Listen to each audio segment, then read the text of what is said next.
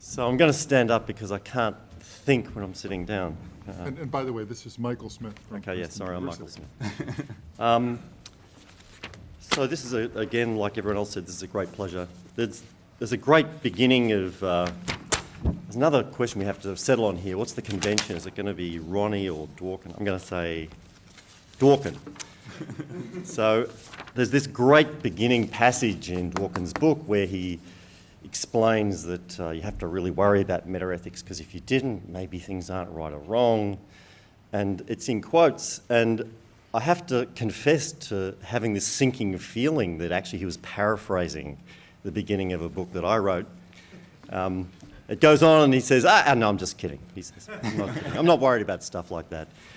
And then he explains that he thinks that basically metaethics, there are no really genuine metaethical questions. Metaethics is really grounded on a massive error.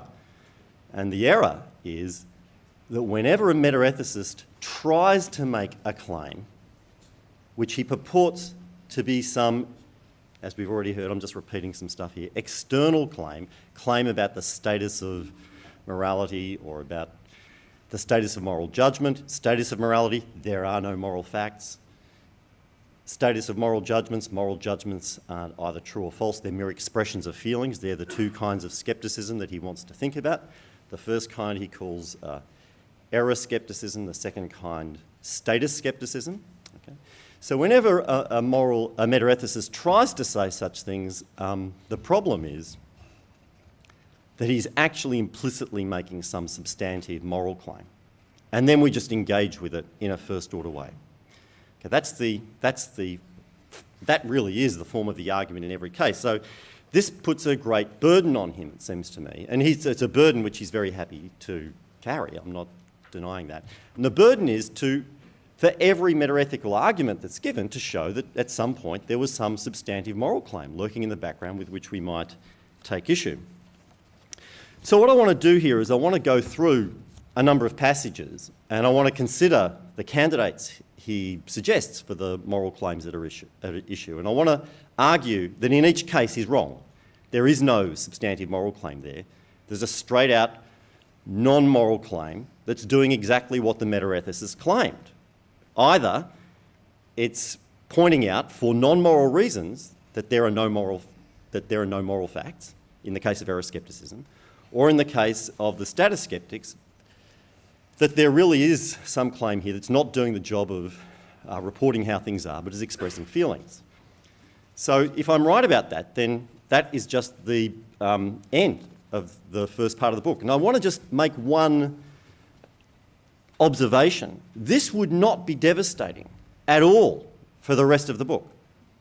As far as I can tell, the conclusion he gets to, that is that a lot of these questions are first order normative questions, are conclusions you might get to on metaethical grounds. So I'm not at all taking issue with the rest of the book in saying this. I do, however, think that these arguments at the beginning of the book are flawed, and I want to try and convince you that that's true. So I'm going to go through three passages. I'm going to read them. I hope that's okay. The first passage goes like this. He said, look, there are three available positions about most questions of moral right and wrong. We may believe that affirmative action programs are morally wrong, or that they're morally required, or that they're neither right nor required. If they're neither required nor morally wrong, which is what many educators think, then a university is morally free to make a judgment one way or the other on non-moral grounds to serve optional educational goals, for example. Presumably, that's also the claim that an external error skeptic makes about affirmative action, since he rejects the alternative claims both that affirmative action is morally forbidden and that it's morally required. But the proposition that affirmative action is neither required nor forbidden is plainly itself a moral judgment. Educators who take this view offer moral arguments in its favour by challenging on substantive moral grounds the claims of both those who insist that it's forbidden and those who say it's required. So the external skeptic must claim that some moral judgments, including that permissive one, are true. Right? That's the argument. Now, that argument, it seems to me, fails.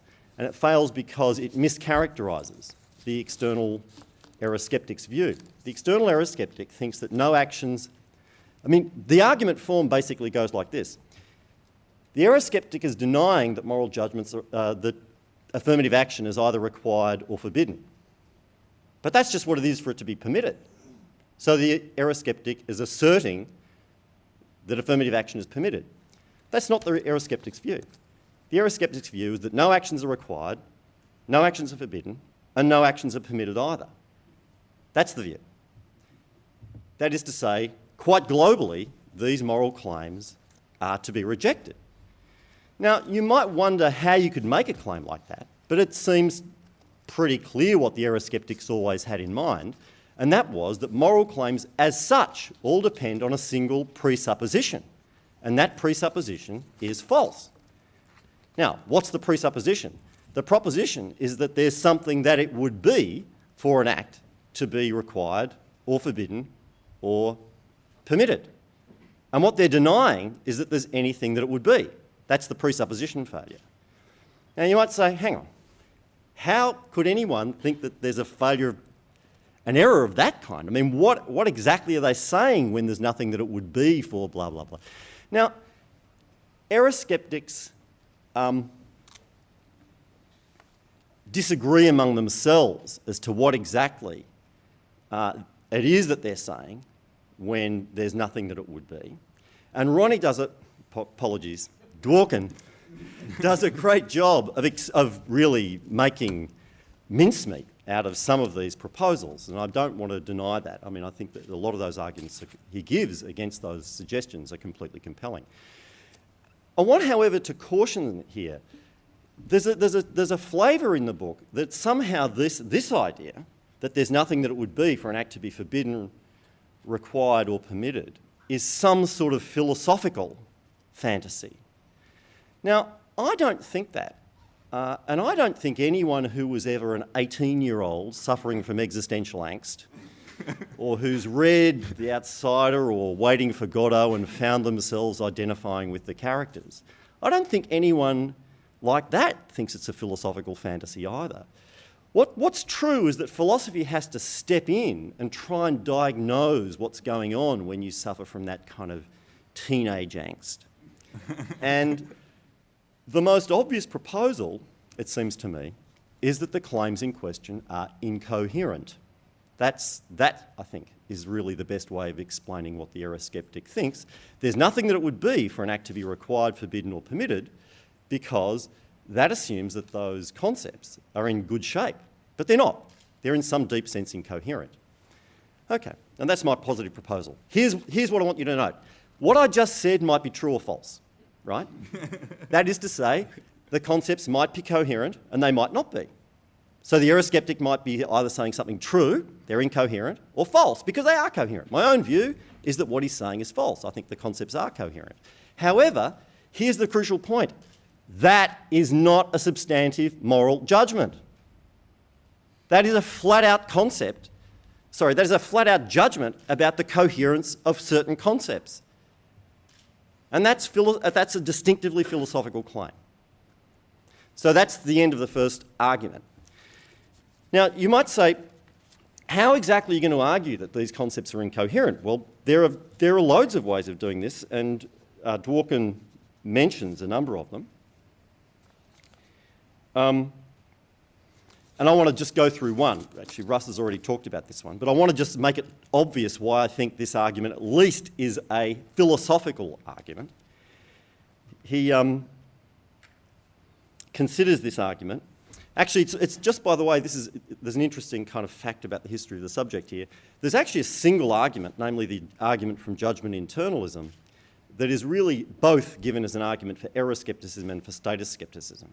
Okay? Now, I'll explain why that's true. That might seem funny that you could have an argument for two different conclusions, but I'll explain why, and it should be clear when I explain it. That is, I ought to be able to make it clear.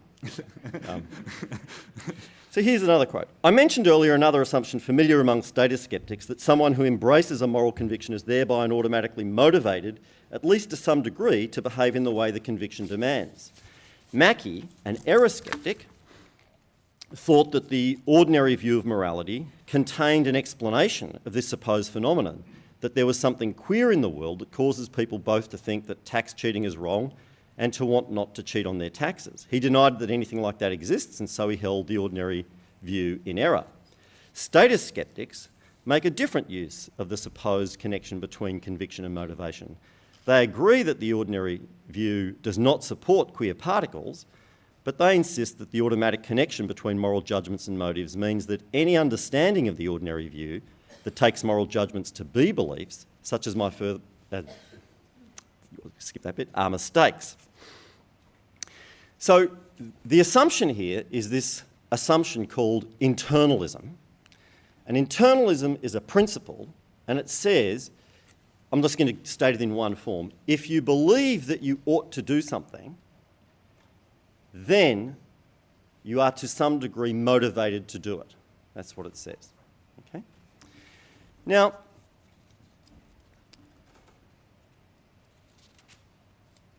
the trouble is that that assumption already contains enough to generate an argument for external skepticism of the error-theoretic kind. And let me explain why. When you have a principle like that, that's an entailment. It says that if you believe something, then you're motivated. If you believe something, then, assuming that to be motivated is to desire something, then you desire something. Now, the trouble is that we need to plug in conceptions of what belief and motivation are now and ask whether that claim could possibly be true. Now, notice there's a little thing you need to keep track of here. Am I ever making a substantive moral claim? And I'm going to tell you I'm not. I'm only ever making philosophical claims. You need to plug in a story of what belief and motivation are. What's belief? It's a state whose role is to represent reality. What's a motivation? It's a state whose role is to bring it about that you do the thing you're motivated to do. The best stories of belief and desire, I think, are given in these functional terms. But the crucial thing to note is that the functions are different. One is a function of representing how things are. The other is a function of bringing it about, bringing something about. Now, as soon as you notice that you've got different functions, you can ask yourself a possibility question. Is there a possible state of affairs where someone is in a state with one of those functions, the representation function, but not in a state with the motivation function? And basically, a principle of plenitude about possibility tells you that the answer is yes. Of course there is. Since they're distinct functions, there are possible situations where someone's in the one state but not in the other. But now go back. To believe that something ought to be the case is to have a belief whose purported content is that if you believed it, you would be motivated. It'd be impossible not to be motivated. But we've just demonstrated that no belief and desire stand in that relation. So it turns out that there's nothing that you're believing when you believe that something ought to be done. You believe something that would have to satisfy a condition that can't be satisfied. So error skepticism is true. That's the argument. Now, here's the crucial point. I'm not an error skeptic. I'm not claiming that this argument's correct. I want to simply make the observation that nothing I said was a substantive moral claim. What I did was I announced this principle, judgment internalism, that purports to be a necessary conceptual truth. I then went through a little argument based on conceptions of belief and desire, the functional conceptions. And I noticed that this necessary truth is no truth at all. Since it purports to be necessary, it turns out that there's no possible world in which these things are true. That's just what it is for the claims to be incoherent. So I think this argument seems to me perfectly fine. It's just not touched by anything that Dworkin has said. The last thing, have I got time to go to, should I stop? Okay, last argument. I want to now talk about status skepticism. This is the claim that moral judgments are neither true nor false, but are rather expressions of feeling. Now, again, Dworkin does, I think, a terrific job of explaining why this is a really difficult position to argue for. And just to give a kind of version of the argument, he says, look, here's the problem for someone who says that. First of all, you say affirmative action. Because you're on this view, you're meant to be it's meant to be okay to be making moral judgments because you're expressing your feelings, right? So first of all, you say affirmative action is required.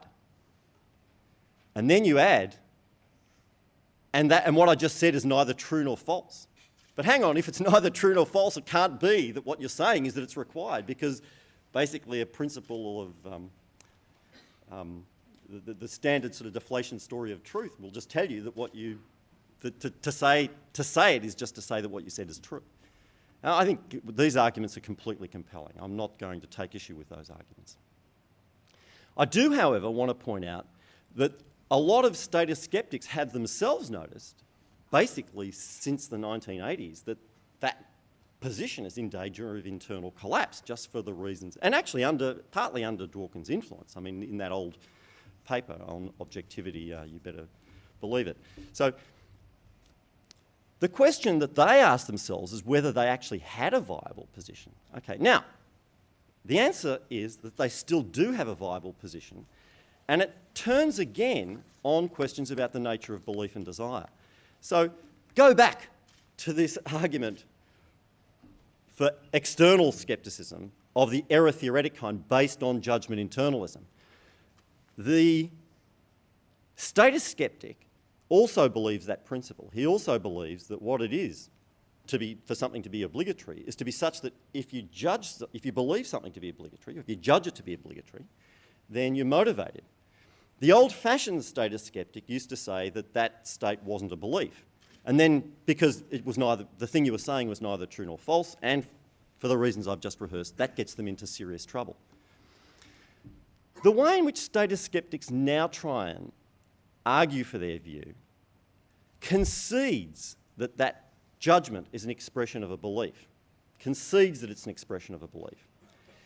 Now, since they concede it's an expression of a belief, and actually they concede that what you believe is true, but they also think that this principle is correct. So now we have to go back to the argument for error skepticism. Where did they get off because there was this argument for error skepticism? I mean, basically what they've done is they've denied that you characterise belief in these functional terms. That's not what you do. To believe something is simply to be in a state that you would appropriately express in a sentence with esoteric content. And it turns out that, of course, you're in such a state when you make a moral claim. So that's their conception of belief, okay? Now, here's the new way of understanding what status skepticism is. It's the view that beliefs fall into two categories. Certain beliefs are constituted by desires or motivations. Other beliefs are not. That's the view. Now, it seems to me that this kind of status skepticism, actually, I can't resist adding this as a little footnote. Once you've made that move, you might think that you've got a new U-Butte theory of metaethics, but actually you can recover exactly now the old view from this, because it turns out that the claim that moral judgments were neither true nor false is simply the claim that moral judgments don't enjoy the kind of truth that's enjoyed by the beliefs that are constituted by the truth of the statements that you express when you express a belief that's constituted by a desire. So it turns out that the old view is just re-emerging, repackaged, right? But the crucial extra thing that they purchased was that they didn't any longer have to claim that moral claims were neither true nor false. They actually agree now that they're true or false. But the crucial point here is that this is still a completely status skeptical view, because the claim is these beliefs are just constituted by these desires. And here's the point. Did I ever say anything that had moral content in giving that argument? Answer, Ronnie nodded. But the answer is no, I didn't. Thank you.